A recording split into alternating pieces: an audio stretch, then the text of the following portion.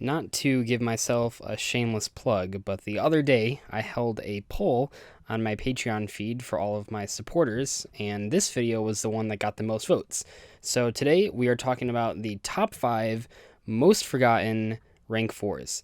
Now, there are a couple stipulations with this. The first one is that I'm not talking about any cards that made it on the forbidden or limited list, because I kind of consider that manual being forgotten, because like if they're put on the forbidden list, of course people aren't going to play them anymore. I'm also not talking about cards that were never relevant, because there's like a whole bunch of them that like no one ever played, so no one probably even knows exists.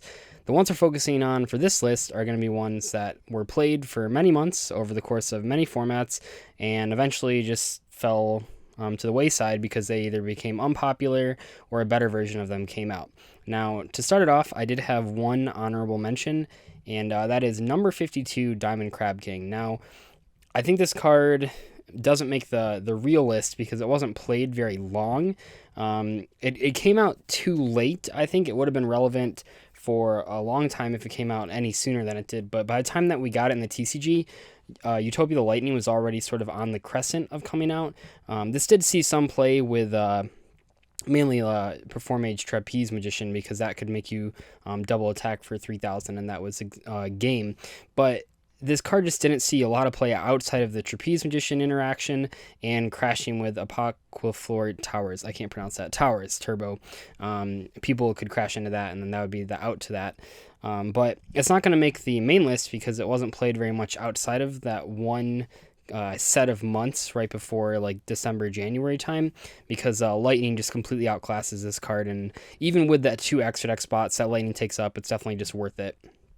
Anyway, though, to the main list, number 5 is number 82, Heartland Dracos. So this card popped up a whole bunch of times, and that makes sense because you would think it's pretty good. It's essentially a rank 4 version of Nightmare Shark. And Nightmare Shark, even to this day, is a popular rank 3, but and to mention, this also has built-in protection with some decks if you have any face-up stuff. So you can, a lot of people use it in like Madolches and Fire Fists because they would have like Tenki or Ticket to protect it. So it just seems like a strictly better version of Nightmare Shark, just in rank 4 form. But the problem is that rank 3s don't have nearly as much competition for extra deck space, where rank 4 toolbox decks have a ton of competition. Many of the cards on this list actually were the competition at the time. And once again, this is like another card sort of like Diamond Crab King, where if it came out sooner, it probably would have been more relevant.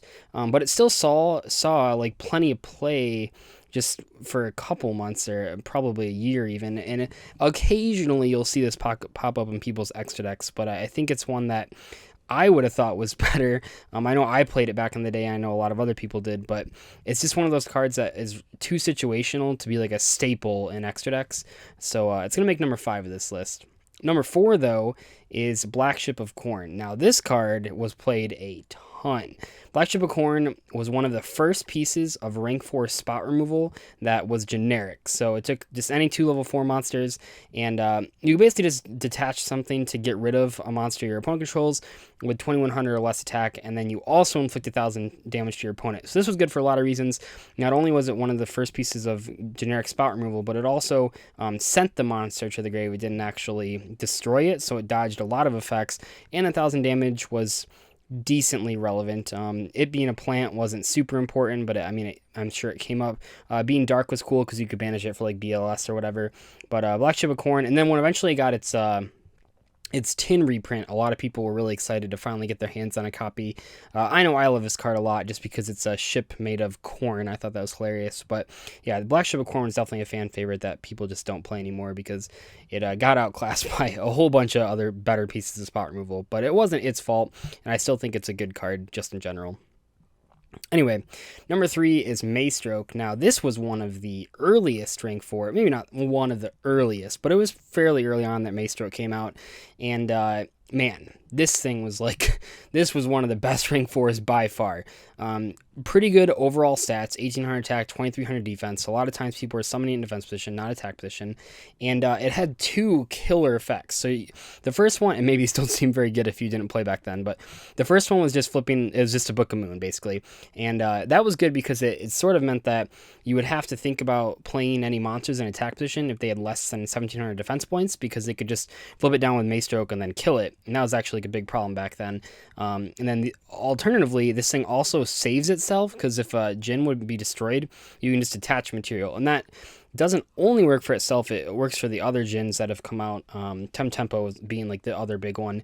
And that blanket protection effect, coupled with the Book of Moon effect, made this a very versatile threat, especially in combination of cards. Well, one of my favorite Exceed monsters was Photon Pathway Operative, and one of the old school combos was flipping something face down with Mace Stroke and then flipping it back up with Photon Pathway Operative to make it lose attack points and then run it over.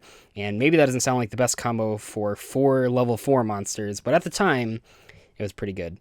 And yeah, this card sadly did not see a lot of play after one of the cards on this list came out, but we'll get to that in a second. Number 2 on the list is Gaga Cowboy. Now, I know some of you are going to comment saying, but Doug, Gaga Cowboy pops up in a whole bunch of degenerate FTKs. And while that is true, none of those decks really top anything, so they're sort of irrelevant. They're usually just used for stupid combo videos on Yu-Gi-Oh! Pro that people share in Zodiac Duelists and then say this card needs to be banned. But Gaga Cowboy, as far as like people really playing it, hasn't popped up for, I mean, a year at least now, because there's just no reason to.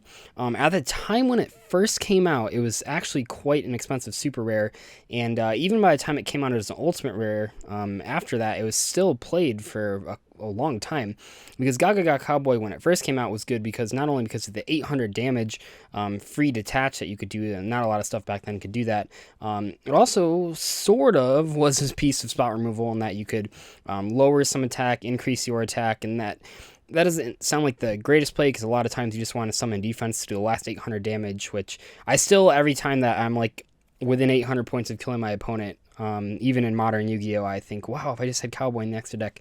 But obviously there's like not a lot of space anymore. And but no, Gaga Cowboy, I think, probably fell off when it stopped being used for both of its effects instead of just the and went to just being used for the burn effect.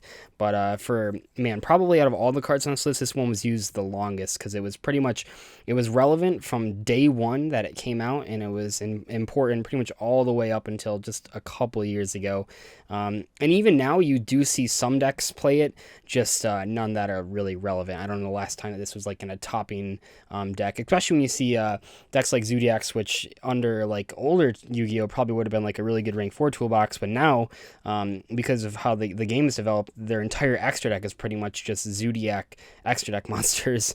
So cards like Gaga Cowboy just aren't relevant in those. Anyway, the number 1 spot is actually going to go to a monster that sort of is the monster that power crept 2 of the previous ones on this list, and plenty of other rank 4s.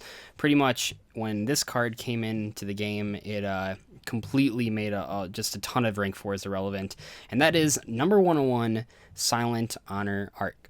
Now, this card came out in the same set that Evil Swarm Exciton Knight came out in, and they were both huge deals. As an ultra rare and an ultimate rare, Silent Honor Arc floated between $40 and $60 for months, with Evil Swarm Exciton Knight being $90 or whatever. And this card had a huge impact on the game. So it did a lot of things that rank 4s previously couldn't do. In some ways, it was the best parts of Mace Stroke and Black Ship of Corn. It had the spot removal that didn't destroy that Black Ship of Corn had, and it had the protection effect of Mace Stroke. The crazy part was that it could do both of them, and they both complemented each other. And then when you add in that it could trigger stuff like Atlantean Dragoons, and you could throw it against like Bottomless, and your opponent couldn't kill it. Yeah, number 101 Silent Honor Arc made a huge impact on the game, and did for a long time after it came out.